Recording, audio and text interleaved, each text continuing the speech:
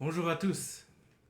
Maintenant que l'on semble doucement se diriger vers un déconfinement progressif de notre société à la suite de la pandémie du Covid-19, j'ai décidé ce matin de moi aussi reprendre la série que j'avais commencée sur la vie du prophète Élisée. Et si durant cette pandémie, mes deux dernières prédications portaient sur le thème de la souveraineté de Dieu et sur le combat du chrétien, le texte de ce matin en fait est une parfaite transition vers un retour vers la vie d'Élisée, puisque le texte que nous allons voir illustre parfaitement les différentes vérités que nous avons étudiées les dernières fois.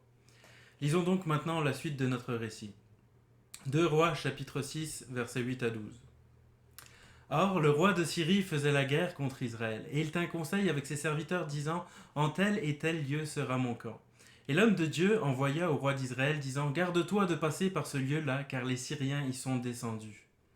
Et le roi d'Israël envoya au lieu au sujet duquel l'homme de Dieu lui avait parlé et l'avait averti, et il fut gardé. Ce eut lieu non pas une fois, ni deux fois. Et le cœur du roi de Syrie fut agité à cause de cela. Et il appela ses serviteurs et leur dit, ne me déclarez-vous pas qui d'entre nous est pour le roi d'Israël? Et l'un de ses serviteurs lui dit, personne, ô roi, mon seigneur, mais Élisée, le prophète qui est en Israël, déclare au roi d'Israël les paroles que tu dis dans ta chambre à coucher. La souveraineté de Dieu que nous avons vue donc ensemble il y a 2 mois, mais aussi la semaine dernière, lorsque Jean-Charles nous a prêché au sujet du psaume 139, implique aussi d'autres réalités que nous voyons bien dans notre texte aujourd'hui. En effet, si Dieu est souverain, cela implique forcément aussi qu'il est présent et actif dans notre monde. Nous avons un Dieu présent et actif. Et c'est donc ce que nous voyons dans notre texte aujourd'hui.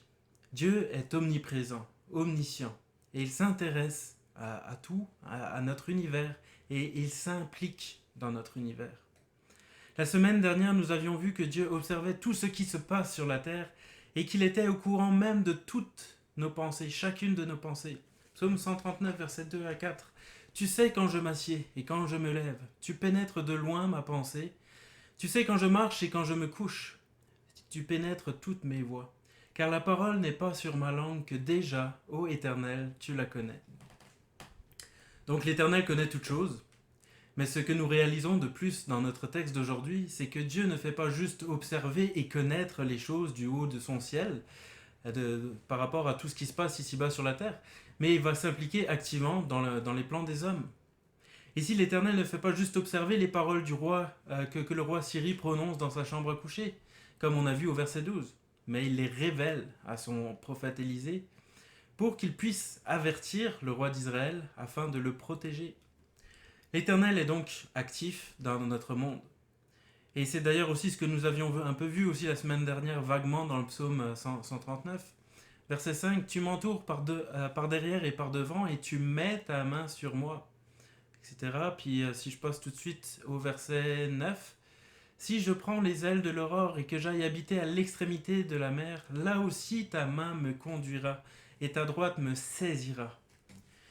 Oui, l'Éternel est actif dans notre monde. Il veille sur chacun de nous, il agit dans chacune de nos vies et il agit également au sein de chaque gouvernement sur cette terre.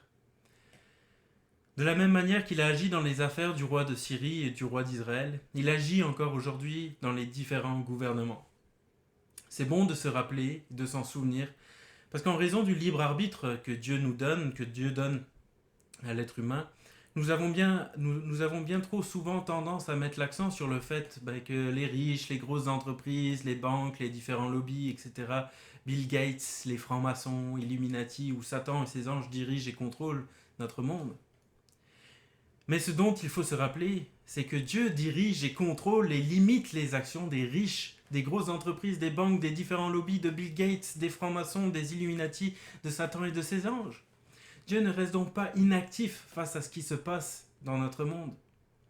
Quels que soient ceux qui ont un quelconque pouvoir ici-bas sur la terre, Dieu est au-dessus d'eux. Il contrôle chacun de leurs agissements.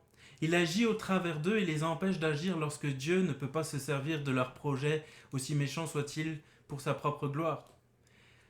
D'ailleurs, lorsque nous lisons la Bible et particulièrement l'Ancien Testament, c'est ce que nous retrouvons comme thème tout au long de l'histoire du peuple d'Israël. Dieu utilise même le méchant pour sa gloire. Dieu utilise même les projets du méchant pour accomplir sa volonté. Pour donner quelques exemples, nous le voyons au travers de l'histoire de Joseph, par exemple, qui a été vendu en esclave par ses frères, accusé à tort par la femme ensuite de Potiphar, et mis en prison suite à cela.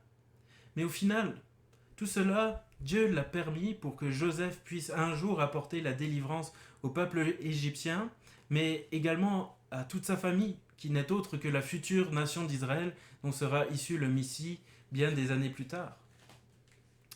Mais nous pouvons aussi le voir à travers de l'histoire de Job, où Dieu a utilisé la méchanceté de Satan pour se révéler à Job. On a vu cette histoire avec Fernand il y a quelques années. Mais encore, nous le voyons aussi dans la manière dont Dieu a utilisé les nations limitrophes à Israël, soit pour exercer des jugements sur Israël qui était infidèle à son alliance, ou encore en envoyant une nation païenne contre une autre nation païenne pour accomplir sa justice et délivrer Israël.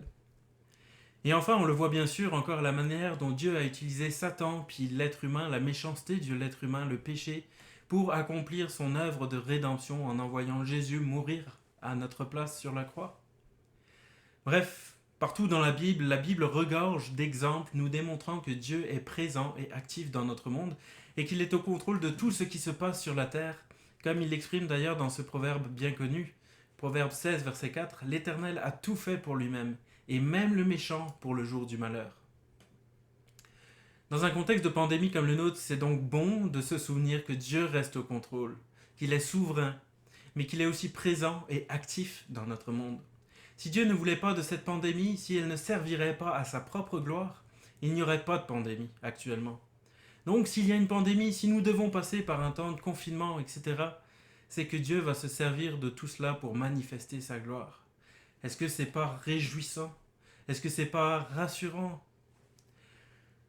Tout ceci me pousse encore à dire que finalement, la question de savoir s'il y a un complot mondial dans ce monde ou non n'est pas si important au point de nous inquiéter de ces choses-là ou de créer des querelles entre chrétiens. Nous ne devrions pas être inquiets à ce sujet puisque Dieu reste au contrôle et qu'il utilise toutes choses pour sa gloire. Et nous devrions encore moins nous chamailler entre chrétiens sur cette question puisque qu'il y ait un complot ou non, Dieu reste souverain, Dieu reste au contrôle. Ce qui importe, ce que nous devons retenir, ce que la Bible nous dit, c'est que l'homme fait des projets, mais celui qui a le dernier mot, c'est l'Éternel. Proverbe 16, verset 1. Je vais relire. L'homme fait des projets, mais celui qui a le dernier mot, c'est l'Éternel. Alors, y a-t-il un complot ou non? Cela n'a pas d'importance, puisqu'au final, s'il y en a un, c'est que l'Éternel va l'utiliser pour sa gloire. Il nous faut donc clore ce débat qui est sans importance et qui crée des divisions et des conflits inutiles au sein du corps de Christ. Alors que nous soyons d'accord ou non avec notre frère ou notre sœur sur ce sujet, n'en faisons pas un sujet de dispute. Et surtout, gardons-nous de mépriser ou de se moquer de notre prochain, de notre frère. Respectons-nous les uns les autres sans jamais oublier ce que Paul nous dit en Philippiens 2, versets 2 à 5. « Rendez ma joie complète, tendez à vivre en accord les uns avec les autres. Et pour cela, ayez le même amour, une même pensée, et tendez vers un même but. Ne faites donc rien par esprit de rivalité ou par un vain désir de vous mettre en avant. Au contraire, par humilité, considérez les autres comme plus importants que vous-même. » Donc c'est totalement à l'inverse du mépris. Et que chacun regarde non ses propres qualités, mais aussi celles des autres. Maintenant, pour revenir à notre texte, ici le roi de Syrie avait fait des plans qui ne rendaient pas gloire à Dieu.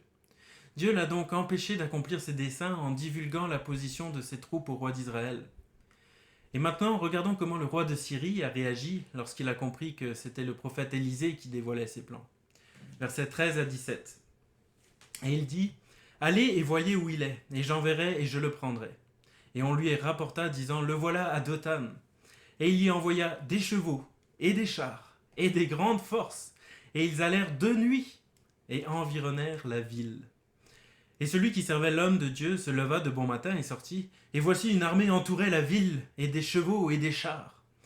Et son jeune homme lui dit, « Hélas, mon Seigneur, comment ferons-nous » Et il dit, « Ne crains pas, car ceux qui sont avec nous sont en plus grand nombre que ceux qui sont avec eux. » Et Élisée pria et dit, « Éternel, je te prie, ouvre ses yeux afin qu'il voie. » Et l'Éternel ouvrit les yeux du jeune homme, et il vit, et voici la montagne était pleine de chevaux et de chars de feu autour d'Élysée. Ce que nous fait prendre conscience la seconde partie de ce récit, c'est que si Dieu est souverain, cela veut aussi nécessairement dire qu'il est aussi le Dieu tout-puissant. En effet, quand on y pense, si Dieu ne serait pas tout-puissant, alors il ne pourrait pas être souverain non plus.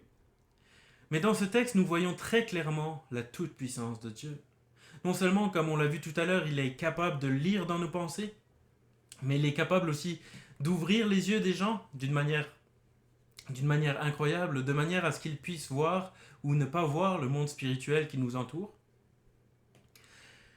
L'on ne connaît pas exactement pour quelle raison Dieu nous limite dans notre perception du monde spirituel qui nous entoure, mais s'il le fait, c'est que ça doit être pour la bonne raison. Cependant, ce qu'on observe, c'est qu'à diverses occasions, Dieu ouvre nos yeux de manière à ce que l'on puisse avoir un aperçu du monde spirituel, comme ce fut le cas avec Élisée et son serviteur. Dieu n'a donc pas de limite, il est notre créateur. Quand il veut faire quelque chose, il a la possibilité de l'accomplir juste sur un claquement de doigts. Regardez d'ailleurs le récit de la création en Genèse 1.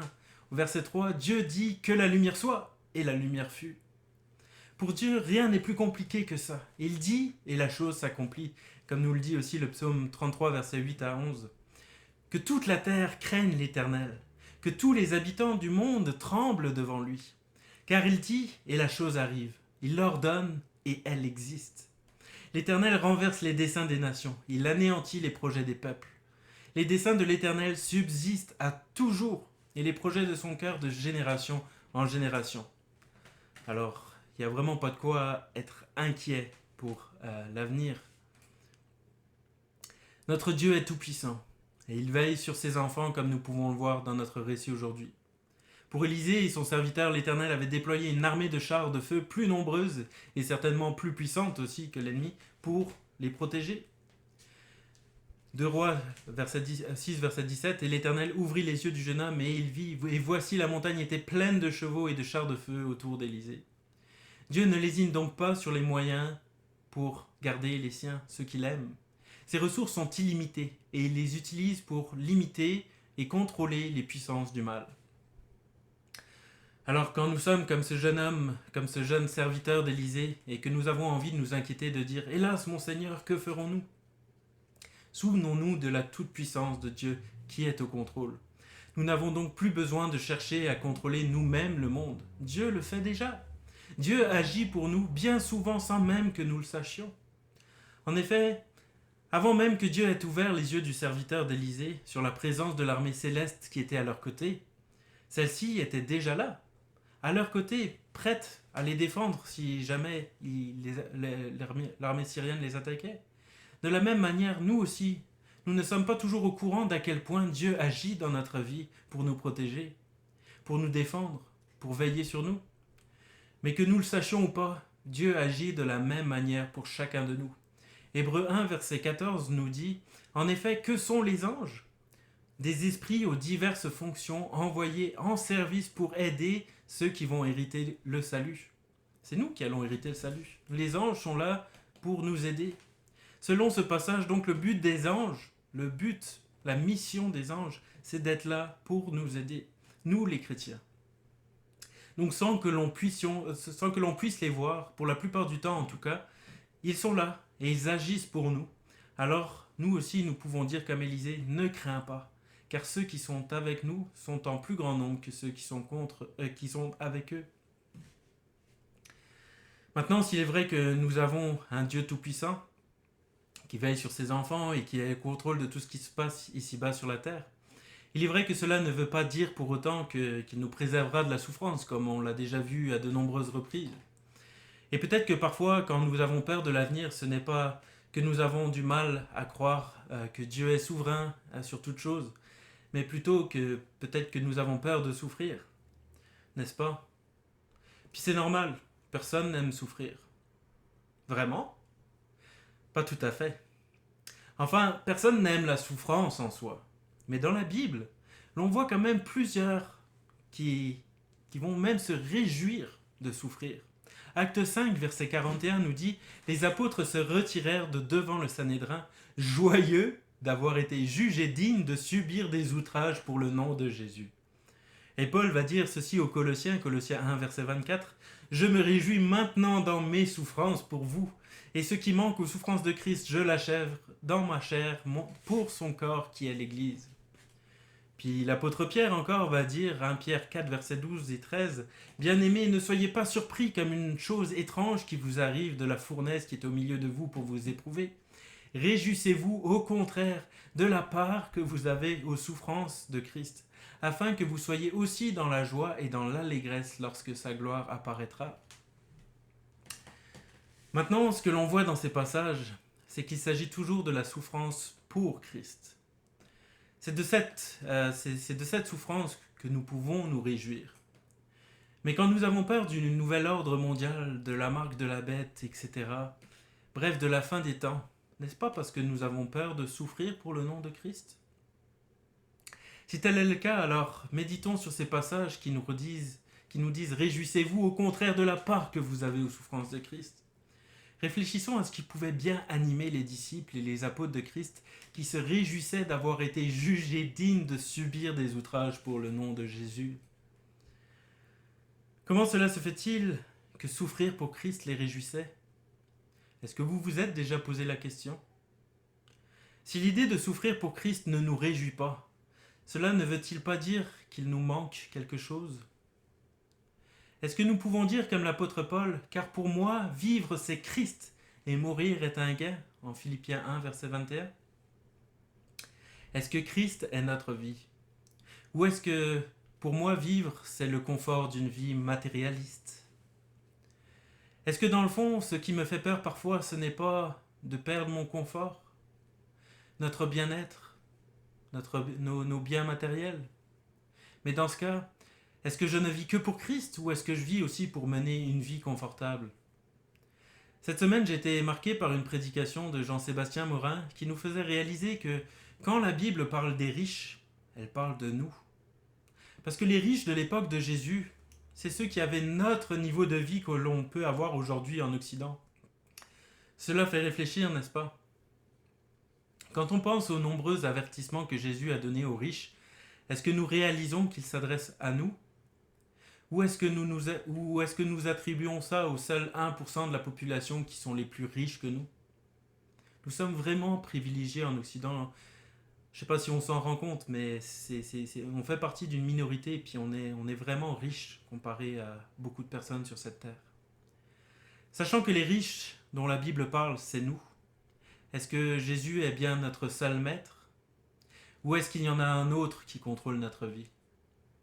Est-ce que si un jour je perds tous mes biens, est-ce que l'on pourra dire de moi, comme en Hébreux 10, verset 34, « En effet, vous avez eu de la compassion pour les prisonniers et vous avez accepté avec joie l'enlèvement de vos biens, sachant que vous avez des biens meilleurs et qui durent toujours. » C'est important de se poser la question régulièrement parce que si l'on veut suivre Jésus, alors il nous faut être prêt à renoncer à nos biens et à notre confort. Jésus disait en Luc 14, verset 27, « Et quiconque ne porte pas sa croix et ne me suit pas ne peut être mon disciple. » Alors cela ne veut pas dire que nous ne pouvons pas vivre dans un certain confort, mais tout simplement qu'il nous faut toujours prêt à l'abandonner du jour au lendemain si un jour Dieu nous le demande. Et plus nous aurons de confort, plus ce sera dur de l'abandonner. Donc gardons à l'esprit les paroles de l'apôtre Paul qui nous disait en 1 Corinthiens 7, versets 31 à 35, « Bref, que tous ceux qui jouissent des biens de ce monde vivent comme s'ils n'en jouissaient pas. Car le présent ordre des choses va vers sa fin. C'est pourquoi je voudrais vous savoir libre de toute préoccupation. Je dis cela pour votre propre intérêt et non pour vous tendre un piège, mais pour que vous meniez une vie bien ordonnée et que vous soyez attachés au Seigneur sans partage. » Je pense que nous avons ici un des secrets pour vivre pour Christ et éprouver cette même joie que les apôtres lorsqu'ils ont souffert pour le nom de Christ. Alors quand vient l'épreuve, n'oublions pas pour qui nous vivons et pour qui nous mourrons. Et surtout, n'oublions pas que si les choses arrivent, c'est que Dieu l'a permis ou même ordonné pour sa propre gloire. Car si c'était dans la volonté de Dieu, de mettre fin ou d'empêcher l'épreuve qui est devant nous, il est tout puissant pour pouvoir le faire. Et ce que nous allons voir maintenant, justement, c'est que si Dieu a la puissance d'anéantir les troupes syriennes, il ne va pas le faire parce qu'il y a des projets plus grands que simplement laisser Élisée et son serviteur tranquilles. Lisons maintenant la suite de notre texte. 2 Rois 6, versets 18 à 23. Et les Syriens descendirent vers Élisée, et il pria l'Éternel et dit, « Je te prie, frappe cette nation de cécité. » Et il les frappa de cécité selon la parole de l'Éternel. Et Élisée leur dit, « Ce n'est pas ici le chemin, et ce n'est pas ici la ville. Venez après moi, et je vous mènerai vers l'homme que vous cherchez. » Et il les mena à Samarie. Et il arriva, quand ils furent entrés à Samarie, qu'Élisée dit, « Éternel, ouvre les yeux à ces hommes afin qu'ils voient. » Et Élisée ouvrit leurs yeux, et ils virent. Et voici, ils étaient au milieu de Samarie.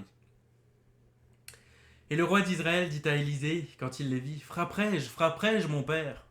Et il dit, « Tu ne frapperas point. Ceux que tu aurais fait captifs avec ton épée et ton arc, les frapperais-tu ? Mets du pain et de l'eau devant eux, et qu'ils mangent et boivent, et qu'ils s'en aillent vers leur Seigneur. » Et il leur prépara un grand festin. Et ils mangèrent et ils burent, et il les renvoya, et ils s'en allèrent vers le Seigneur. Et les bandes des Syriens ne revinrent plus dans le pays d'Israël. Ici, Élisée aurait pu demander à Dieu d'envoyer les chariots de feu attaquer les soldats syriens pour qu'on en finisse. Ou encore, il aurait pu demander à Dieu la même chose qu'il a demandé à son serviteur, c'est-à-dire d'ouvrir les yeux de l'armée syrienne plutôt que de les aveugler, pour qu'ils réalisent qu'ils n'ont aucune chance de gagner et qu'ils fuient, qu'ils prennent la fuite. Ces deux stratégies auraient fonctionné pour protéger Élisée et son serviteur. Mais non, Élisée, en bon pédagogue, encore une fois, ne veut pas juste avoir la paix. Et il ne veut pas juste se défendre. Il veut saisir l'occasion qu'il a devant lui pour enseigner des vérités spirituelles. Non seulement à travers cette démonstration, il va montrer la toute-puissance et la souveraineté de Dieu, mais ce n'est pas tout. Élisée va encore montrer, comme à son habitude, la grâce et la miséricorde de Dieu, de notre Sauveur. C'est mon troisième point, Dieu miséricordieux. Au lieu de les tuer, Élisée va les mener au cœur de Samarie, là où ils auraient pu être massacrés encore une fois, comme le proposait le roi d'Israël d'ailleurs, ou encore fait prisonniers ou esclaves. Mais au lieu de cela, Élisée leur prépare un grand festin, nous est-il dit, puis il va les renvoyer vers son Seigneur. La réaction du roi d'Israël ne nous est pas précisée ici, l'on voit juste qu'il laisse faire Élisée, qui se soumet. Mais probablement que tout cela a dû profondément troubler le roi d'Israël, qui initialement pensait plutôt tuer les Syriens qui étaient faits captifs par Élisée. Mais ce que recherche Élisée, ce n'est pas la guerre, mais plutôt d'être un ouvrier de paix, en surmontant le mal par le bien, comme l'enseignera plus tard l'apôtre Paul, en Romains 12, versets 17 à 21. « Ne rendez à personne le mal pour le mal. Recherchez ce qui est bien devant tous les hommes. S'il est possible, autant que cela dépende de vous, soyez en paix avec tous les hommes. Ne vous vengez point vous-même, bien-aimés, mais laissez agir la colère. Car il est écrit, à moi la vengeance, à moi la rétribution, dit le Seigneur. Mais si ton ennemi a faim, donne-lui à manger. S'il a soif, donne-lui à boire. Car en agissant ainsi, ce sont des chardons ardents que tu amasseras sur sa tête. Ne te laisse pas vaincre par le mal, mais surmonte le mal par le bien. » Le peuple de Dieu, ses enfants, ses serviteurs ont cette mission d'être une lumière pour les nations. C'était donc le rôle du peuple d'Israël, et particulièrement des prophètes que Dieu avait suscités sur ce peuple. Mais c'est aussi notre rôle à nous aujourd'hui. Regardez d'ailleurs ce qu'ont répondu Paul et Barnabas aux Juifs qui étaient jaloux de leur popularité quand ils prêchaient l'Évangile. Acte 13, versets 44 à 47. Le sabbat suivant, presque toute la ville se rassembla pour entendre la parole de Dieu. Les Juifs, voyant la foule, furent remplis de jalousie et ils s'opposaient à ce que disait Paul en le contredisant et en l'injuriant. Paul et Barnabas leur dirent avec assurance, « C'est à vous, premièrement, que la parole de Dieu devait être annoncée. Mais puisque vous la repoussez et que vous vous jugez vous-même indigne de la vie éternelle, voici nous nous tournons vers les païens. Car ainsi Dieu nous l'a ordonné le Seigneur. Je t'ai établi pour être la lumière des nations et pour porter le salut jusqu'aux extrémités de la terre. » De la même manière, Élisée était une lumière pour le peuple d'Israël premièrement, mais aussi pour les nations, comme on l'a vu d'ailleurs précédemment avec l'histoire du général syrien, Naaman, et comme nous le voyons aussi aujourd'hui dans notre texte. Élisée a donc démontré la toute-puissance de Dieu, sa souveraineté, sa présence dans nos vies, mais aussi sa grâce et sa miséricorde, en étant un ouvrier de paix à la lumière de notre Dieu qui s'est incarné lui-même en la personne de son Fils Jésus-Christ, qui est venu réconcilier le monde avec lui-même en donnant sa vie pour chacun de nous. Alors que Jésus aurait pu venir pour juger la terre à cause de sa rébellion contre Dieu, il est venu se donner lui-même, il est venu mourir. Il est venu se donner lui-même en festin pour nous réconcilier avec lui, comme il va le dire en Jean 6, versets 48 à 58. Je suis le pain de vie. Vos pères ont mangé de la manne dans le désert, donc les Juifs, et ils sont morts. C'est ici le pain qui descend du ciel, afin que celui qui en mange ne meure point. Je suis le pain vivant qui est descendu du ciel. Si quelqu'un mange de ce pain, il vivra éternellement. Et le pain que je donnerai, c'est ma chair, que je donnerai pour la vie du monde. Là-dessus, les Juifs disputaient entre eux, disant « Comment peut-il nous donner sa chair à manger ?» Jésus leur dit « en vérité, je vous le dis, si vous ne mangez la chair du Fils de l'homme et si vous ne buvez son sang, vous n'avez point la vie en vous-même. Celui qui mange ma chair et qui boit mon sang a la vie éternelle, je le ressusciterai au dernier jour. Car ma chair est vraiment une nourriture et mon sang est vraiment un breuvage. Celui qui mange ma chair et qui boit mon sang demeure en moi et je demeure en lui. Comme le Père qui est vivant m'a envoyé et que je vis par le Père, ainsi celui qui me mange vivra par moi. » Dans ce passage, Jésus parlait donc évidemment de sa mort sur la croix, où il versa son sang et où son corps fut brisé pour subir la condamnation que nous méritions chacun à cause de nos propres péchés. C'est ainsi que nous devons donc, nous aussi, manger son corps et boire son sang. C'est-à-dire accepter que Jésus soit mort à notre place, accepter le sacrifice de Jésus pour notre vie, pour effacer la dette de nos propres péchés. Ainsi maintenant, à l'image de notre Maître, nous sommes des ambassadeurs pour Christ, appelés à amener les gens à se réconcilier avec Christ. Nous sommes donc des ouvriers de paix sur cette terre. Il nous faut donc être cohérents avec notre message. Et c'est d'ailleurs pour ça que tout à l'heure on a vu que Paul disait en Romains 12, « S'il est possible, autant que cela dépende de vous, soyez en paix avec les hommes, avec tous les hommes. Mais sur ton ennemi a faim, donne-lui à manger. S'il a soif, donne-lui à boire. Ne te laisse pas vaincre par le mal, mais surmonte le mal par le bien. Éloignons-nous des querelles, évitons autant que possible les conflits, que ce soit entre nous ou avec les non-chrétiens. Jésus nous a dit en Matthieu 5, versets 39 à 42, « Mais moi je vous dis de ne pas résister aux méchants. Si quelqu'un te frappe sur la joue droite, présente-lui aussi l'autre. Si quelqu'un veut plaider contre toi et prendre ta tunique, laisse-lui encore ton manteau.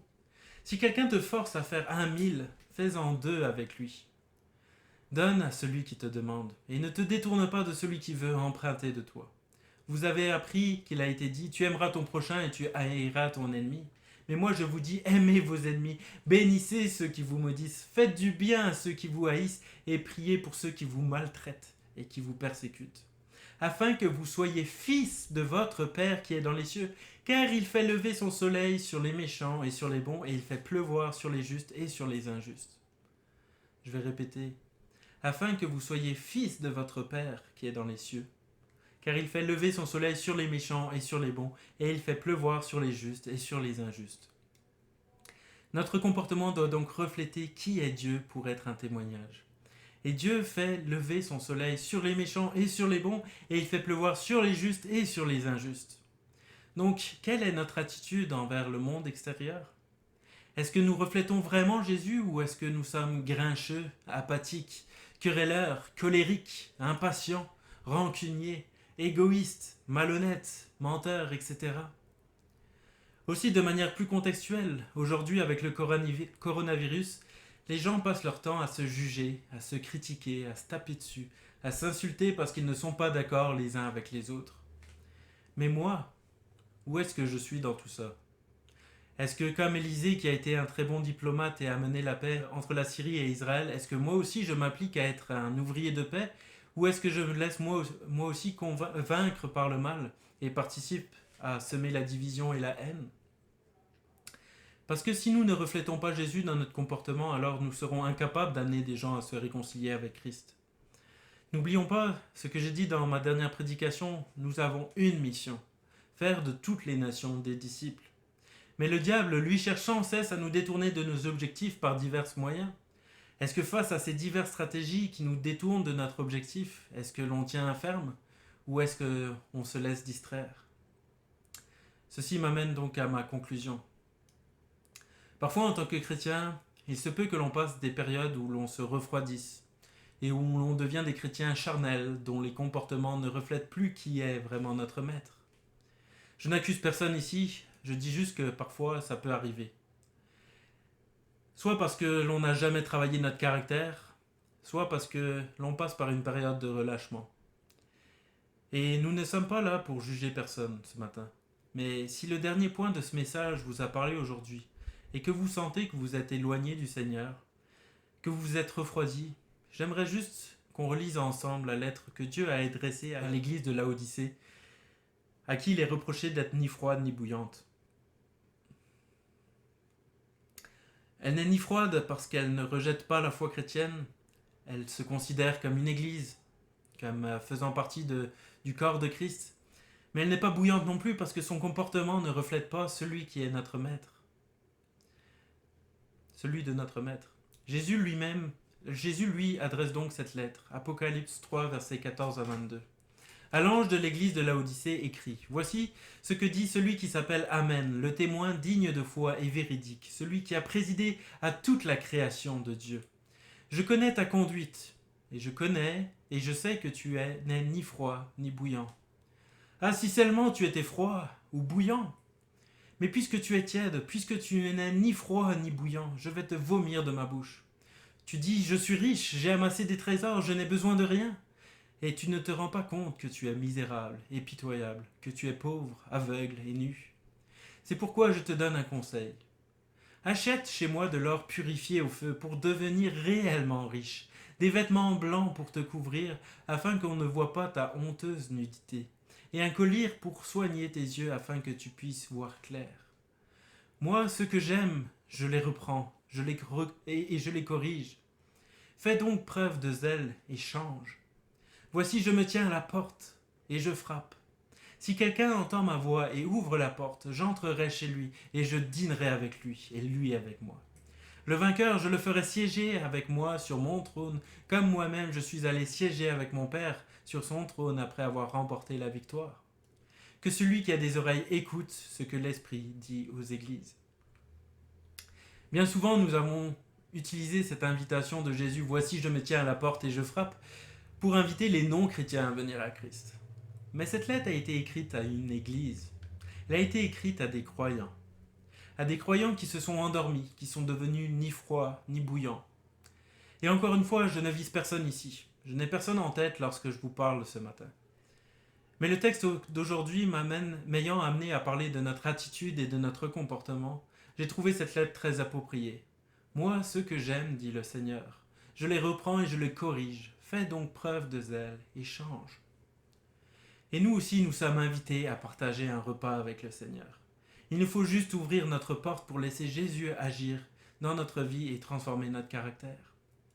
Et si jamais ce matin, vous n'avez pas fait le choix de vous tourner vers Christ, vers Jésus, vous pouvez encore le faire. Jésus est aussi à votre porte et il toque certainement. Il toque ce matin. Il est prêt à entrer dans votre vie. Comme ces chrétiens de Laodicée, il suffit de reconnaître que nous sommes misérables, pitoyables, pauvres, aveugles et nus, et que nous avons besoin de demander à Jésus de venir nous laver de nos péchés, de tout péché. Et alors Jésus, qui a donné sa vie par amour pour nous, va venir habiter en nous et nous transformer à son image. Aujourd'hui, il n'est pas trop tard. Il ne faut pas endurcir notre cœur. Si vous sentez Dieu qui vous appelle, laissez-le rentrer. Que le Seigneur bénisse chacun de vous. Amen.